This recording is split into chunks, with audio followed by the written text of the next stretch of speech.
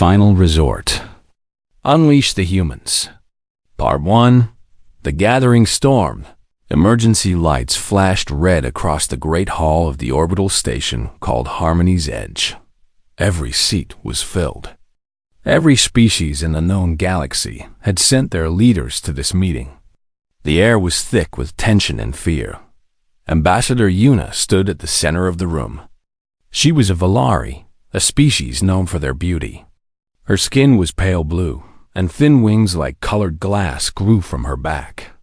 When she was calm, those wings would spread wide and catch the light. But today, they stayed pressed tight against her body. Among her people, this meant she was very afraid. She looked at the faces around her. Some had scales. Some had fur. Some were made of pure light. Others had no faces at all. 12 different species. 12 different worlds. All of them united under the Galactic Council. All of them now facing the same terrible enemy. "I bring news from the front lines," Yuna said. Her voice was soft, but it carried through the silent hall. "The Drath Swarm has consumed 17 more colony worlds. Our combined fleets have failed to stop them." A low sound of despair moved through the crowd. The Drath were a nightmare that would not end. They were not a single creature, but billions of them, moving together like one hungry mind. They did not negotiate. They did not stop. They simply ate everything in their path and used what they consumed to make more of themselves. High Counselor Taiho rose from his seat. He was a Mirathi, a being made of living crystal. Light moved inside his body like blood, and when he spoke, his voice sounded like bells ringing in a deep cave. He was over 1,000 years old, and he had led the council through many crises. But even he looked tired now. "We have given everything," Taiho said. "The Karnathi sent their entire battle fleet. All destroyed. The Valari deployed their sky fortresses. All fallen. My own people sacrificed 3 of our sacred crystal ships. Gone." His light flickered like a candle in the wind. "What more can we possibly do?" Nobody answered. The silence was the sound of hope dying. Yuna looked around the room and saw the same expression on every face. They had tried everything. They had thrown their best warriors and their finest weapons at the Drath. Nothing worked. The swarm just kept coming, bigger and hungrier than before. A young Mirathi officer stood near the back of the hall. Her name was Jiwoo, and she served as fleet commander of the Strategic Division. She was young for such an important job, barely 200 years old. Her crystal body was still sharp and clear, not yet worn smooth by time. She had been silent through the entire meeting. But now she stepped forward into the light. "There is one option we have not discussed," she said. Every eye in the room turned to look at her. High Counselor Taiho's light pulsed with surprise. It was unusual for someone so young to speak in such an important meeting. "Explain," Taiho commanded. Jiwoo walked to the center of the hall and stood beside Ambassador Yuna. She kept her voice calm and steady, though inside her light was churning with nervousness. 300 cycles ago, we made first contact with a species from a small planet in a forgotten corner of the galaxy, a world called Earth. The species called themselves humans. The reaction was immediate. Several delegates made sounds of alarm. Others shifted uncomfortably in their seats. Ambassador Yuna's wings snapped open in shock before she could control them. "The quarantine zone," someone whispered. "Yes," Jiwoo confirmed. "Sector 7G, the humans." High Counselor Taiho's light turned a deep, troubled red. "Fleet Commander, you cannot be serious. The humans are contained for very good reasons. You know what they are capable of." "I know exactly what they are capable of," Jiwoo replied. "That is precisely why I am suggesting this." A Karnathi general, a massive creature covered in thick armored scales, let out a growl. "The humans are monsters. Pure and simple. I have read the reports. They wage war against their own kind. They torture. They destroy. They feel no fear. They feel fear. Jiwoo corrected him gently. They simply refuse to let it stop them. There is a difference. Ambassador Yuna found her voice. Fleet Commander, even if we were desperate enough to consider this, why would the humans help us? We locked them away. We told them they were too dangerous to join galactic civilization. We have treated them like animals in a cage for 3 centuries. Jiwoo nodded slowly. Yes, we did. And that is why this will be difficult. She paused and looked around the room. But I have studied humans extensively. They have a quality that we do not fully understand. They call it many things: compassion, heroism, the desire to protect the weak. The Karnathi general snorted. Monsters with soft hearts? Forgive me if I find that hard to believe. Their entire history proves it, Jiwoo said. Yes, they waged terrible wars. Yes, they can be cruel beyond imagination. But they also run into burning buildings to save strangers.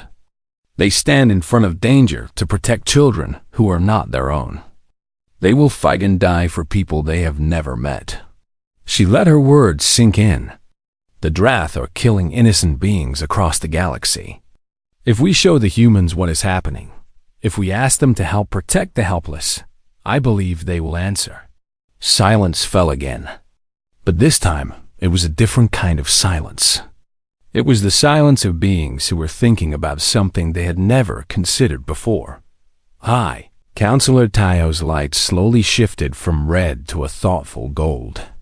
You are asking us to release the most dangerous species we have ever encountered, and hope they decide to save us instead of destroy us. Yes. Jiwoo said simply.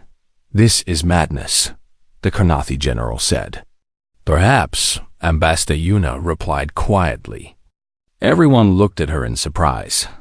Her wings had settled back against her body, and her face was calm. But madness may be all we have left. The Drath will reach the core worlds within 2 cycles. When they do, nothing we have can stop them. We will all die. She looked at Jiwoo with something like hope in her eyes. At least this way, we have a chance. High Counselor Taio was silent for a long moment. The light inside his crystal body swirled and shifted as he thought. Finally, he spoke. We will vote. All in favor of opening negotiations with Earth. Raise your sign of agreement. One by one, slowly at first and then faster. The delegates raised their hands or claws or tentacles or beams of light. The vote was unanimous. For the first time in 300 years, someone was going to talk to the humans. Final resort. Unleash the humans. Part 2. The quarantine. Before the delegation could leave for Earth, the Council decided that everyone needed to understand exactly what they were dealing with. Most of the younger members had never seen the original reports about humans. They only knew that Sector 7G was forbidden and that the species living there was dangerous. They did not know how dangerous. Archivist Doan was called to present the forbidden's records. He was an old Marathi, his crystal body worn smooth by thousands of years. He had kept the Council's secrets for longer than most species had existed. When he walked into the Great Hall carrying the ancient data crystals, everyone fell silent. What I am about to show you is classified at the highest level, Dohan said. His voice was soft and tired, like wind blowing through dry leaves. After today, you will understand why humans were placed in quarantine. You will also understand why Fleet Commander Jiwoo believes they may be our only hope. He placed the first crystal into the projector. Images flickered to life in the air above the assembly. The first image showed Earth from space. It was a small blue and green world, beautiful in a simple way. Nothing about it suggested danger. Earth is a harsh world, Dohan began. The gravity is heavy. The atmosphere contains a gas called oxygen that is poison to many species. The temperature changes wildly between seasons. Radiation from their sun constantly damages living cells. He paused. Most species would consider Earth uninhabitable. Humans not only survive there, they thrive. The image changed to show early humans. They were small creatures, walking on two legs with no claws, no armor, no natural weapons of any kind. When humans first appeared, they were weak. Do-hung continued. They could not run as fast as their predators. They could not fight as well. They had no venom, no protective shells, nothing that should have let them survive. He let that sink in.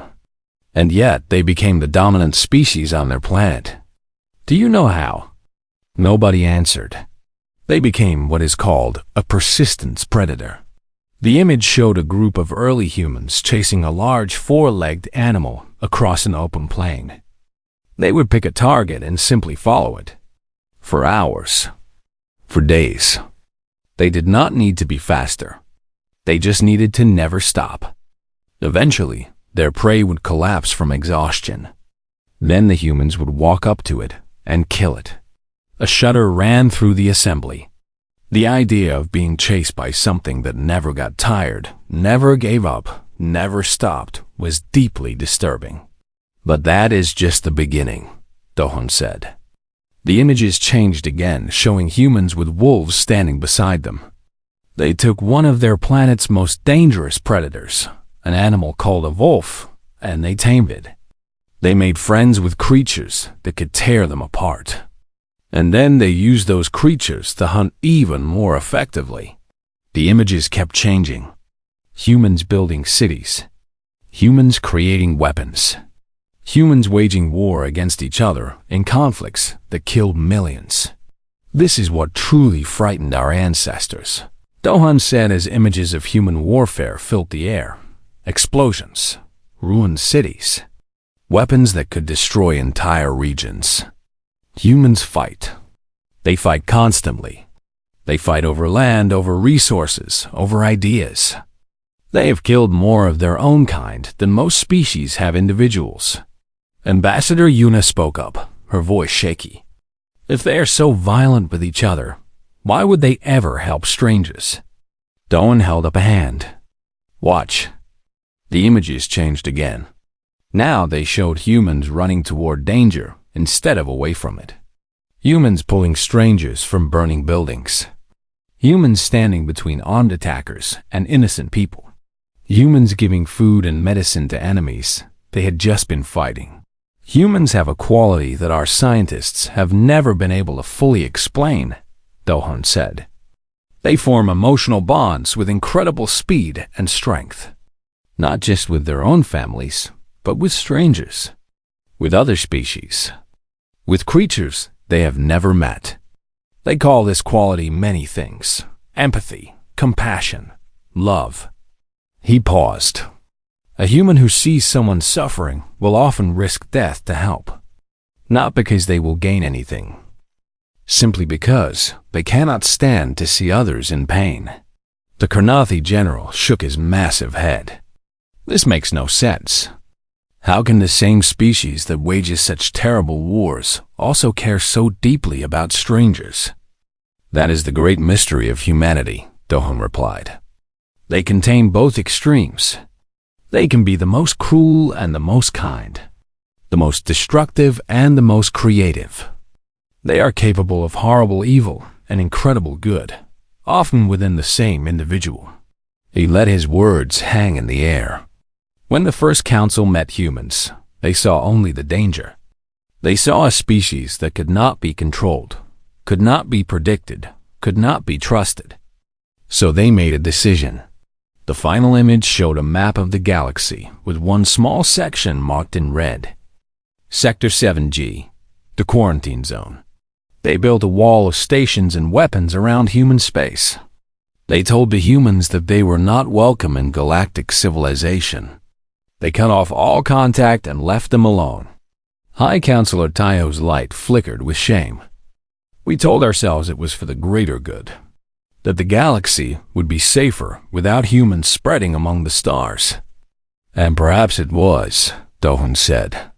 For 300 cycles, there has been no human violence beyond their own system. No human wars spreading to other worlds. No human weapons threatening peaceful species. He turned off the projector and faced the assembly. But now the Drath are coming. And all our peace, all our safety, all our careful protection means nothing. Because we do not have the strength to fight them. Fleet Commander Jiwoo stood up. The humans do. I have monitored their system from the edge of the quarantine zone. In 300 years, they have not sat idle. They have spread across their solar system. They have built fleets of warships. They have continued to advance their technology. A light burned bright with intensity. They are ready for war. They have always been ready for war. It is in their nature. Ambassador Yuna spread her wings slowly. Then let us hope that their compassion is also in their nature. Because we are about to ask the monsters we imprisoned to become our saviors. The assembly was dismissed. The delegation would leave for Earth the next morning. That night, Yuna stood alone at a window, looking out at the stars. Somewhere out there, beyond the quarantine stations, 8 billion humans were living their lives, unaware that the galaxy was burning, unaware that their ancient jailers were coming to beg for help. She wondered what they would say. She wondered if they would care. She wondered if unleashing them would save the galaxy or doom. There was only one way to find out. Final Resort. Unleash the Humans. Part 3. The Council chose Ambassador Yuna to make first contact with the humans. There were many reasons for this choice. The Valari were considered beautiful by human standards, with their pale blue skin and delicate glass wings. More importantly, Yuna was known for her patience and her ability to stay calm in difficult situations. Everyone agreed that talking to humans after 3 centuries of silence would be very difficult indeed. Yuna traveled to the edge of the quarantine zone in a small diplomatic ship. When she reached the border, she sent a simple message ahead. I come in peace. I wish to speak with your leaders. The galaxy needs your help. She expected to wait days or even weeks for a response. The humans surprised her. A reply came within hours. You may enter. Follow the beacon to Station Unity. Do not bring weapons. Do not deviate from the path. The voice was cold and flat.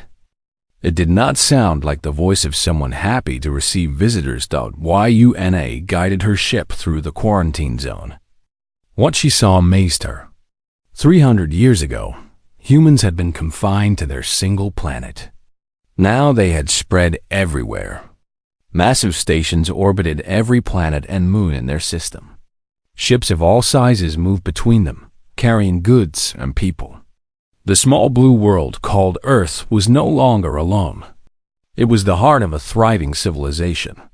They had done all of this while cut off from the rest of the galaxy. While imprisoned by species who feared them, they had not given up or fallen into despair. They had grown stronger. Station Unity was enormous, larger than most cities. Yuna docked her small ship and stepped out into a wide corridor filled with humans going about their daily lives. They stopped and stared at her. Some pointed and whispered. Children pulled at their parents' hands and asked questions. But nobody threatened her. Nobody ran away screaming. They just watched with curious eyes. A woman approached her. She was small by human standards, with black hair cut short and dark eyes that seemed to notice everything. She wore simple clothes without any badges or decorations, but she moved with the confidence of someone used to being in charge. Ambassador Yuna, the woman said. I am Representative Minji. I speak for the United Earth Council. She did not offer her hand in the human greeting gesture. Her face showed no emotion at all. Follow me. They walked through the station in silence. Yuna noticed that everywhere they went, humans moved out of their way. Not with fear, but with respect. This small woman was clearly very important. They entered a large meeting room where a long table waited. Several other humans sat around it, men and women of different ages. They all had the same cold, careful expression. These were the leaders of humanity, and they were not happy to see her. Minji sat down at the head of the table and gestured for Yuna to sit across from her. For a long moment, nobody spoke. The silence was heavy and uncomfortable. Finally, Minji smiled. But it was not a warm smile. It was the kind of smile a predator makes before it strikes. "So," she said, "after 300 years of telling us we are too dangerous to join your little club, you have come to ask for help." Yuna spread her wings in a gesture of honesty. "Yes, we have. Interesting." Minji leaned back in her chair. "Tell me, Ambassador, when your council built those stations around our system, did you think about what would happen if you ever needed us? Did you consider that maybe, just maybe, locking up billions of people because you were afraid of what they might do was not a good long-term plan?" "We made a mistake," Yuna admitted. "We know that now. A mistake." Minji repeated the word slowly, tasting it. "My grandmother was alive when the quarantine began. She told me stories about watching the wall of stations go up around our sky, about listening to the announcement that humanity was being cut off from the rest of the galaxy forever, because we were too violent, too unpredictable, too human. Her dark eyes were hard as stone. Do you know what that felt like? To be told by strangers that you were monsters?" Yuna lowered her head. "I cannot imagine." "No, you cannot." Minji stood up and walked to a window that looked out at the stars. "But here is the funny thing, Ambassador. We did not give up. We did not destroy ourselves like your council probably hoped. We looked at that wall around our sky and we said, fine. If they do not want us out there, we will build our own civilization right here." And we did. She turned back to face Yuna. "We have 8 billion people now. We have ships that can cross our solar system in days. We have weapons your council cannot even imagine. And we have been watching." She paused. "We know about the Drath." Yuna's wings trembled with surprise. "You know, we have been monitoring your communications for 200 years. Your security is very poor." A small, genuine smile crossed Minji's face for just a moment. "We know the Drath are eating their way through your colonies. We know your fleets are failing. We know you are desperate." She walked back to the table and placed her hands flat on its surface, leaning toward Yuna. "What I do not know is why we should care." This was the moment Yuna had prepared for. She reached into her bag and pulled out a small device. "May I show you something?" Minji nodded. Yuna activated the device. Images appeared in the air above the table. Images of Drath attacks. Not military targets, but civilian colonies. Families running through burning streets. Children crying for parents they would never see again. Entire species being devoured while the galaxy watched helplessly. The humans around the table shifted uncomfortably. Their cold expressions began to crack. Yuna saw something change in their eyes. Something human. "These are the people the Drath are killing," Yuna said softly. "They are not soldiers. They are not threats. They are just people trying to live their lives. Mothers and fathers. Children who have done nothing wrong. Entire civilizations being wiped out because the Drath are hungry and nobody is strong enough to stop them." She turned off the device and looked directly at Minji. "Your council does not deserve your help. That is true. We imprisoned you out of fear, and we were wrong. But these people, these innocent beings dying across the galaxy, they never did anything to harm you. They do not even know humans exist." Yuna spread her wings fully, the greatest gesture of vulnerability her species could make. "I am not asking you to forgive us. I am asking you to save them." The room was silent. Minji stared at the space where the images had been, her face unreadable. Finally, she spoke. "I need to discuss this with my council. You will have our answer tomorrow." She looked at Yuna with something that might have been respect. "You may stay on the station as our guest. You will be safe here." Yuna bowed her head. "Thank you, Representative." As she was led away to her quarters, she heard one of the human leaders whisper to Minji, "Children. They are killing children." And she heard Minji's quiet response, "I know. I saw." That night, Yuna could not sleep. She lay awake wondering what the humans would decide. She had done everything she could. She had told the truth. She had shown them the suffering. Now all she could do was hope that somewhere inside those complicated, terrifying, beautiful creatures, the compassion was stronger than the anger. Tomorrow, she would have her answer. Final Resort. Unleash the Humans. Part 4. Awakening the Storm. The next morning, Ambassador Yuna was brought back to the meeting room. The human leaders were already waiting.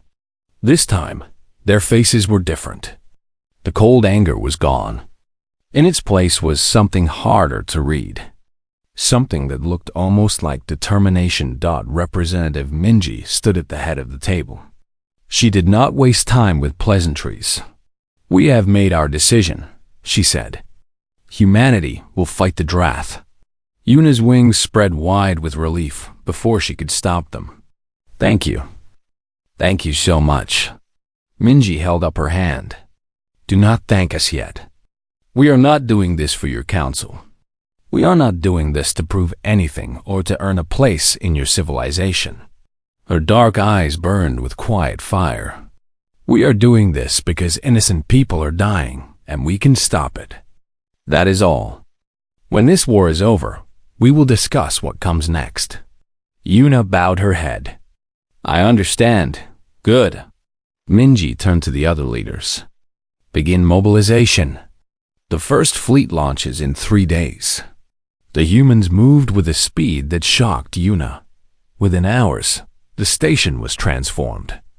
Soldiers appeared everywhere, checking equipment, boarding ships, saying goodbye to loved ones. The sounds of engines and weapons filled the air. The whole system seemed to wake up at once, like a sleeping giant opening its eyes. Commander Heijun was chosen to lead the first wave. He was a tall man with gray hair and scars on his face from old battles. He had fought in something called the Resource Wars, a terrible conflict that had nearly destroyed humanity 50 years ago. He had seen the worst his species could do. Now he would show them the best. On the day the fleet launched, Heijun stood on the bridge of his battleship, the one called No Surrender. The name was not an accident. It was a promise. He opened a channel to all ships. "This is Commander Heijun to all vessels. You have all seen the footage from the fallen colonies. Families torn apart. Children screaming. Entire worlds burning." His voice was calm but heavy with emotion. "For 300 years, the galaxy looked at us and saw only monsters. They put up walls. They turned their backs. They decided we were too dangerous to exist among them." He paused, letting his words sink in. "Today, we show them what monsters can do when they fight for something that matters. Today, we show them that humanity does not just destroy. We protect. We defend. We save." His hands tightened on the railing in front of him. "There are billions of innocent beings out there who need our help. They do not know us. They have never met us. But they are dying, and we are the only ones who can stop it." The fleet moved forward, passing through the quarantine stations that had kept humanity imprisoned for so long. The alien guards watched in silence as ship after ship emerged into free space for the first time in 3 centuries. Humanity was coming, and the galaxy would never be the same. The first battle happened near a colony, world called Valoris Prime. The Drath had already begun their attack when the human fleet arrived. Millions of the creatures swarmed across the surface, consuming everything in their path. The colony's defenses had failed. Its people were dying. Then the sky filled with fire. Human warships dropped out of faster than light, traveled directly above the planet. They opened fire immediately, pouring weapons into the Drath swarm with brutal efficiency. The creatures screamed in something that might have been surprise. No species had ever attacked them so aggressively before. Commander Hagen watched the battle from his bridge. All ships, focus fire on the large clusters. Ground teams, prepare for deployment. We are going down there. His officers looked at him in shock. Sir, the surface is crawling with Drath. Landing troops would be suicide. Hagen smiled grimly. Then it is a good thing we are human. The landing craft descended through clouds of Drath drones. Many were destroyed before they reached the ground. But enough got through. Enough always got through. Because humans did not know how to give up. Lieutenant Sujin led one of the ground teams. She was 23 years old, small and quick, with steady hands and cold eyes. She had never fought aliens before. She had trained for it her whole life without knowing it. Her team landed in the middle of a burning city. Drath creatures surrounded them immediately, screeching and snapping with sharp limbs. Sujin raised her weapon and started shooting. Move toward the shelter, she shouted to her team. There are survivors in there. They fought through streets filled with horror. The Drath were everywhere, climbing walls, dropping from rooftops, emerging from the ground. For any other species, it would have been overwhelming. For humans, it was Tuesday. Sujin took wounds. Her arm was sliced open. A piece of Drath claw stuck in her leg. She kept fighting. Her body pumped chemicals into her blood that dulled the pain and sharpened her focus. She barely noticed she was bleeding. They reached the shelter. Inside, hundreds of Valari civilians huddled together, their beautiful wings pressed tight with terror. When they saw the human soldiers, they screamed. We are not going to hurt you, Sujin shouted. We are here to rescue you. The Valari did not understand. They had been told for generations that humans were monsters, creatures to be feared above all others. Now monsters were standing in front of them, covered in blood, weapons in hand. Then a Drath broke through the shelter wall. It lunged at a group of children with its razor limbs extended. Sujin moved without thinking. She threw herself between the creature and the children, taking the blow that was meant for them. The Drath's claw went through her side. She screamed but did not fall. Instead, she grabbed the creature with her bare hands, shoved her weapon into its mouth, and pulled the trigger. The Drath exploded. Sujin collapsed. The Valari children stared at her in shock. This monster had just taken a mortal wound to save them. She was bleeding out on the floor, and she was still trying to smile at them, trying to tell them it would be okay. Help is coming, Sujin whispered. You are going to be fine. One of the children, a small girl with blue skin and tiny wings, walked forward. She knelt beside Sujin and took her hand. Why? The child asked. You do not know us. Why would you die for us? Sujin looked at her with fading eyes. Because you needed help. That is what humans do. Rescue ships arrived minutes later. Sujin survived, barely. The doctors said it was a miracle. The Valari said it was something else. They said it was proof that everything they had been told about humans was wrong. The battle for Velaris Prime lasted 6 hours. When it was over, the Drath swarm had been destroyed. Not defeated. Not pushed back. Destroyed completely. The humans had killed every single one of them. News of the victory spread across the galaxy at the speed of light. The Drath, who had seemed unstoppable, had been stopped. By the very species the Council had locked away in fear. In the Great Hall of Harmony's Edge, High Councilor Taiho received the reports. His crystalline body blazed with complex emotions, relief, gratitude, and something that felt uncomfortably like shame.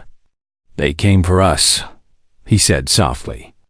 After everything we did to them, they came to save us. Fleet Commander Ji Woo stood beside him, watching the footage from Valorous Prime. She saw human soldiers carrying alien children to safety. She saw doctors treating wounds without asking what species the patient was. She saw Commander Hejun walking through the ruins of a city that was not his, surrounded by people who had feared his kind, promising them that the nightmare was over. "I told you," Jiwoo said quietly. "I told you they would come." Taiho turned to look at her. "You did. But I do not think any of us truly believed it until now." On the surface of Valaris Prime, a small Valari girl sat beside a hospital bed. In the bed lay a human woman with bandages covering most of her body. The woman was asleep, her face peaceful despite her wounds. The girl held her hand and refused to let go. The monster had saved her life. And now the girl would wait until the monster woke up so she could say thank you. Final Resort. Unleash the Humans. Part 5. The price of victory. The war against the Drath lasted 3 years. 3 years of battles across 1,000 worlds. 3 years of human ships jumping into impossible situations and somehow winning anyway. 3 years of soldiers dying far from home, fighting for species they had never met. Commander Heijin did not see the end. He fell at the Battle of the Karnathi Remnant, 8 months into the war. The Drath had surrounded a refugee fleet carrying 2 million civilians. There was no time to wait for backup. Heijun ordered his ship to provide cover while the refugees escaped. His last transmission was broadcast across the entire human fleet. "All ships, this is Commander Heijin. The refugees are clear. Repeat, the refugees are clear." His voice was calm, almost peaceful. "No surrender has taken critical damage. We cannot escape. But neither can the Drath." A pause. Static. Then, "It has been an honor serving with all of you. Tell Representative Minji that humanity answered the call. And tell my daughter that I love her." The no surrender exploded moments later, taking 3 Drath hive ships with it. 2 million civilians lived because one man and his crew chose to die. Lieutenant Sujin heard the news while recovering from her wounds on Valaris Prime. She did not cry. She did not scream.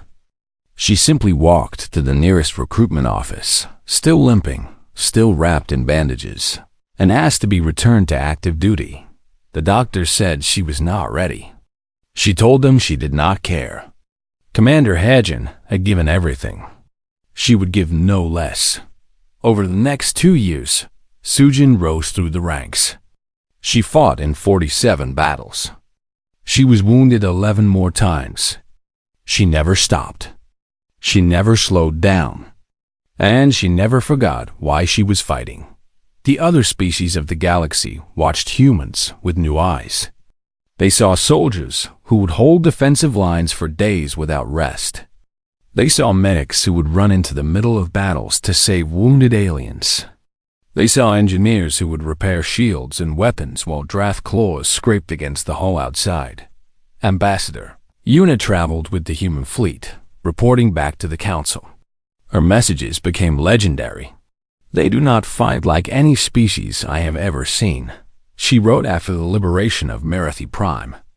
"They do not seek to destroy the enemy from safe distance. They charge directly into danger. They laugh in situations that would break any other soldier. They play music and tell jokes while waiting for battles that might kill them all." I asked a young human why she was not afraid before an assault. She said, "Fear is just your body telling you something is important. And nothing is more important than protecting people who need help." The turning point came in the war's 3rd year. Human scientists, working with captured Drath specimens, discovered that the swarm was controlled by queen creatures hidden deep in their territory. Kill the queens, and the rest of the Drath would fall into confusion. Admiral Sujin, as she was now called, led the strike force herself. She commanded a fleet of 50 ships carrying 10,000 soldiers, all volunteers. The mission was called Operation Final Step. Everyone knew most of them would not come back. They jumped into the heart of Drath space and found a nightmare waiting. Billions of creatures surrounded the Queen's lair. The defenses were unlike anything they had seen before. The other species would have retreated. They would have called it impossible. The humans attacked anyway. The battle lasted 12 hours. 32 ships were destroyed. 7,000 soldiers died. But the humans kept pushing forward, wave after wave, refusing to stop, refusing to accept defeat. Admiral Sujin led the ground assault herself. She was 30 years old now, her body covered in scars, her eyes hard as iron. She walked through corridors filled with Drath corpses, stepping over the bodies of friends and enemies alike, until she stood before the Queen. The creature was massive, a mountain of flesh and teeth and hate. It screamed at her with a voice that shook the walls. It had consumed 1,000 worlds. It had killed billions of beings. It had never been challenged like this before. Sujin raised her weapon. "You picked the wrong galaxy to mess with," she said. She pulled the trigger. The Queen died. Across the galaxy, Drath everywhere stopped fighting. They wandered in confusion, their connection to the hive mind severed. Without their queens to guide them, they were just animals. Dangerous, but no longer unstoppable. The war was over. When the news reached Harmony's edge, the celebration lasted for days. Species that had not spoken in centuries embraced each other. Old enemies became friends. The impossible had happened. The galaxy had been saved, and everyone knew who had saved it. A month later, the Galactic Council convened for a special ceremony. There was an empty chair at the table, a chair that had been waiting for 300 years. Representative Minji walked through the great doors and took her place among the leaders of the galaxy. High Counselor Taiho rose to speak. His crystal body blazed with golden light. 300 years ago, this council made a decision born of fear.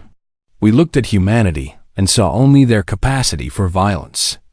We saw their wars, their weapons, their refusal to be controlled. We decided they were too dangerous to join us. He paused, his light dimming with shame.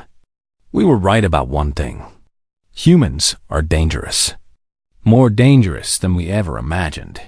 He turned to face Minji directly. But we were wrong about everything else. We thought dangerous meant evil. We thought strength meant cruelty. We did not understand that the same fire that makes humans terrifying in battle also makes them beautiful in peace. His light began to brighten again. You came to save us when you had every reason to let us fall. You fought and died for species who had treated you like monsters. You showed us that courage and compassion are not opposites. They are the same thing. Taiho spread his crystal arms wide. On behalf of the 12 systems, now 13, we offer our deepest thanks. You came to us as weapons. You stayed as guardians. And now we welcome you as family. The hall erupted in applause. Every species, every delegate, rose to their feet. For the first time in history, the galaxy celebrated humanity. Representative Minji stood and waited for silence. "We accept your welcome," she said simply. "Not because we have forgiven the past. The quarantine hurt us deeply, and those wounds will take time to heal. But we accept because we believe in something greater than revenge. We believe in the future." She looked around the room at all the strange and wonderful beings surrounding her. A future where no species stands alone against the darkness. Where strength is used to protect, not to dominate. Where being dangerous means being dangerous to those who would harm the innocent. She smiled, and this time it was warm. That is the galaxy we fought for. That is the galaxy we will help build. Admiral Sujin stood behind Minji, watching the ceremony. She thought about Commander Heijun, who had given his life before he could see this moment. She thought about all the soldiers who had fallen, all the friends she had buried on alien worlds. She thought about the little Velari girl who had held her hand in a hospital room 3 years ago. That girl was here today, standing with Ambassador Yuna. She was older now, her wings full-grown and shimmering. When she saw Sujin looking at her, she smiled and waved. Sujin waved back. The monsters had become heroes. The prisoners had become protectors. The species that everyone feared had become the species everyone trusted. That night, there was a celebration that lasted until dawn. Humans danced with Velari. Mirathi sang with Kranathi. Old walls came down and new friendships began. Ambassador Yuna found Admiral Sujin standing alone on a balcony, looking up at the stars. "What are you thinking about?" Yuna asked. Sujin was quiet for a moment. Then she said, "I am thinking about how strange the universe is. 300 years ago, you locked us away because you thought we were too dangerous. Now you call us heroes for the exact same reason." Yuna spread her wings thoughtfully. Perhaps dangerous was never the right word. Perhaps we should have called you protective. You simply had nothing to protect. Sujin smiled. It was a tired smile, but a real one. Maybe, or maybe we just needed someone to give us a chance. We almost did not, Yuna admitted. We almost let fear make the choice for us. But you did not. In the end, you reached out. You asked for help. Sujin turned to look at her. That took courage too, you know? It is not easy to admit you were wrong. It is not easy to ask your enemy to become your friend. Yuna nodded slowly. Then perhaps we are not so different after all. Both of our species were afraid. Both of us found a way to be brave instead. Sujin lifted her glass in a toast. To being brave, she said. To being brave, Yuna agreed. They stood together in comfortable silence, watching the stars spread out above them like an endless ocean of light. Somewhere out there, new worlds waited to be discovered. New friendships waited to be made. New challenges waited to be faced. And now, for the first time in 300 years, humanity would face them not as prisoners or monsters or weapons. They would face them as family. The story was just beginning.